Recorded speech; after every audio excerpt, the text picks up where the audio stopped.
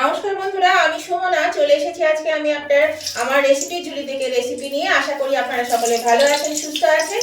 আজকে আমি আপনাদেরকে দেখাবো মাটনের একটা রেসিপি। তো আমি কিভাবে আজকে মাটনটা রান্না করছি সেটাই আপনাদের সঙ্গে শেয়ার করব। তার জন্য দেখুন এখানে আমি একটা কড়া বসিয়ে দিয়েছি, কড়াতে তেল দিয়ে দিয়েছি, তেলও গরম হয়ে গেছে। এবার আমি এর মধ্যে আমার পরিমাণ মতো আলু দিয়ে দিলাম। এই আলুগুলো আমি একটু বেশ ভালো করে গ্যাসটা বাড়িয়ে লাল লাল করে ভেজে তুলে নেব। তাহলে চলুন আলুগুলোকে আগে ভালো করে ভেজে নিই। এরকম বন্ধুরা আলুটা বেশ একটু ভাজা ভাজা হয়ে এসছে, কালার ধরতে শুরু করেছে। এর মধ্যে দিয়ে দিলাম আমি 1 চিমটে নুন আর দিয়ে দিচ্ছি একটু হলুদ, তাহলে আলুটা বেশ ভালো ভাজা হবে। সেই জন্য একটু হলুদ দিয়ে দিলাম এর মধ্যে।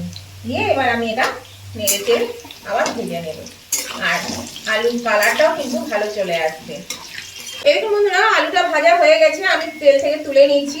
আর আলুটা ভেজে দিলে কিন্তু এর টেস্টটা খুব ভালো লাগে। অনেকে কিন্তু শুধু এমনি না ভেজে আলু দেন, তো সেটাও খারাপ লাগে না, তবে আমার এই আলু ভেজে দিলে কিন্তু টেস্টটা যেন বেশি ভালো লাগে, খেতে খুব ভালো লাগে। তো দেখুন আলুটা আমি এবার তুলে নিলাম। এই তেলের মধ্যে আমি এখানে ফোড়নে দিয়ে দিচ্ছি 3 টুকরো তেজপাতা, হাফ চামচ জিরে আর 4 টুকরো ছোট ছোট শুকনো লঙ্কা।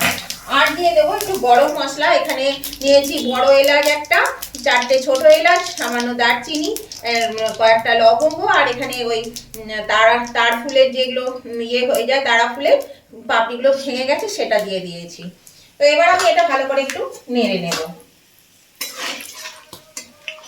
এর মধ্যে দিয়ে দিচ্ছি প্রয়োজন মতো চিনি। চিনিটা দিলে কিন্তু কালারটা খুব ভালো হয়, সেজন্য চিনিটা দিয়ে আমি এটা যতক্ষণ না গলে ততক্ষণ পর্যন্ত একটু গলিয়ে নেব, তাহলে কালারটা খুব সুন্দর চলে আসবে। দেখুন চিনিটা গলে গেছে, একটা বেশ হালকা হালকা কালার চলে এসছে। এবার আমি এর মধ্যে দিয়ে দেবো প্রয়োজন মতো পেঁয়াজ কুচি। এই পেঁয়াজটাকে আমি লম্বা লম্বা ঝিরি করে কেটে নিয়েছি, পেঁয়াজটা আমি এখানে দিয়ে দিচ্ছি। পেঁয়াজটা দিয়ে একটু ভালো করে আগে কষিয়ে নেব। এরকম বন্ধুরা এবার আমি এর মধ্যে দিয়ে দেবো একটা বেশ বড় সাইজের টমেটো। আর দেখুন কি সুন্দর কালারটা হয়েছে, দেখুন চিনিটা প্রথমে তেলের মধ্যে দেওয়ার জন্য। এবার আমি দিয়ে দিচ্ছি এখানে খানিকটা নুন। আমি পরিমাণ মতো নুন নিয়ে নিয়েছি, তার থেকে খানিকটা নুন আমি এর মধ্যে দিয়ে দিলাম। এবার আমি এর মধ্যে দিয়ে দেব এই যে ধুয়ে রাখা মাটনটা। এই মাটনটা দিয়ে দিলাম। এবার আমি এর মধ্যে দিয়ে দিচ্ছি এখানে 2 চামচ রসুন বাটা নিয়েছি। এবার বন্ধুরা আমাদের রোজকার মশলাগুলো আমরা দেবো। এখানে নিয়েছি আদা বাটা, 2 টেবিল স্পুন আদা বাটা নিয়েছি। এখানে নিয়েছি 1 চা চামচ লঙ্কা বাটা, ঝালটা আপনাদের স্বাদ অনুযায়ী দেবে। এখানে 1 চামচ জিরে বাটা নিয়েছি, 2 চামচ ধনে বাটা, দিয়ে দিচ্ছি পরিমাণ মতো নুন, দিয়ে দিচ্ছি হলুদ গুঁড়ো আর একটু কাশ্মীরি লঙ্কা গুঁড়ো কালারটা ভালো হওয়ার জন্য। এবার আমি এটা ভালো করে কষাতে থাকবো। সমস্ত মশলাটা দিয়ে এবার আমি খুব ভালো করে মাংসটাকে আগে কষিয়ে নেব, যতক্ষণ না এই পেঁয়াজ তারপরে টমেটো এগুলো সিদ্ধ না হয়ে যাচ্ছে। দরকার হলে ঢাকা দিয়ে দিয়ে কষিয়ে নেব, তাহলে কিন্তু সেদ্ধও হবে আর কষানো হয়ে যাবে। এরকম বন্ধুরা বেশ জল বেরিয়ে গেছে, আর টমেটোগুলো কিন্তু একদম গলে গেছে, আর পেঁয়াজটাও গলে গেছে। এই অবস্থায় আমি দিয়ে দিচ্ছি এখানে ধনে জিরে বাটার জল ছিল, সেই জলটা এর মধ্যে দিয়ে দিলাম। আর দিয়ে দেবো এই যে ভেজে রাখা আলু।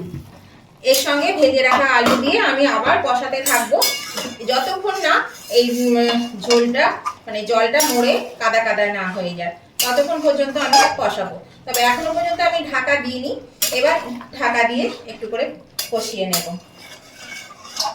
আর দেখুন এখনই কালারটা কত সুন্দর হয়েছে, দারুণ কালারটা হয়েছে। কিন্তু চিনিটা যদি তেলে ভেজে নেওয়া যায় তাহলে কিন্তু কালারটা দুর্দান্ত হয়, খুব ভালো লাগে কালারটা। নতুন বন্ধু যারা আমার চ্যানেলে নতুন এসেছেন তাদের কাছে আমার অনুরোধ, অবশ্যই কিন্তু আমার রান্নাগুলো যদি আপনাদের ভালো লেগে থাকে তাহলে আমার চ্যানেলটাকে সাবস্ক্রাইব করে আমার পাশে থাকবেন, আর পাশে থাকা বেলটা অবশ্যই ক্লিক করে দেবেন। তাহলে আমি যখনই আমার নতুন নতুন ভিডিও আপলোড করব সাথে সাথে নোটিফিকেশন আপনাদের মোবাইলে পৌঁছে যাবে, আর সবার আগে আপনারা আমার ভিডিও দেখতে পাবেন। আর আমার উভয় বন্ধুদেরকেই বলছি রেসিপিটা দেখতে দেখতে যদি এখনো পর্যন্ত লাইক দিতে ভুলে গিয়ে থাকেন তাহলে কিন্তু অবশ্যই লাইক বাটনটা প্রেস করে দেবেন। আপনাদের একটা লাইক আমাকে এগিয়ে নিয়ে যেতে অনেকটা সাহায্য করে। আর আজকের এই রেসিপিটা আপনাদের কেমন লেগেছে? আপনারা সবাই কিন্তু মাটন রান্না করেন, নানানভাবে রান্না করেন, আমিও রান্না করি নানানভাবে।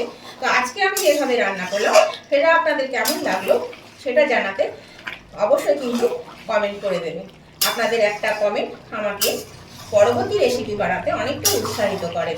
আর মিষ্টি মিষ্টি কমেন্টগুলো করতেও কিন্তু বেশ ভালো লাগে। আর আজকের রেসিপিটা যদি ভালো লেগে থাকে, যদি খুব ভালো লেগে থাকে, তাহলে কিন্তু আপনাদের বন্ধু বান্ধব আত্মীয় স্বজন সকলেই যাতে পেয়ে যায় তার জন্য কি করবেন, প্রচুর পরিমাণে একটু শেয়ার করে দেবেন। তাহলে দেখুন বন্ধুরা, এটা কিন্তু বেশ ভালো করে আমি আবার নেড়ে চেড়ে দিয়েছি। আর পেঁয়াজগুলোও বেশ গলে গেছে, টমেটোটাও গলে গেছে। এটা এবার আস্তে আস্তে দেখবো, এখনো কিন্তু আমার আঁচটা ফুলেই আছে। এবার আমি এটা কষিয়ে নেব। আর বারবার কিন্তু নেড়ে দিতে হবে, তা না হলে কিন্তু তলে লেগে যাবে, কড়াই লেগে যাবে।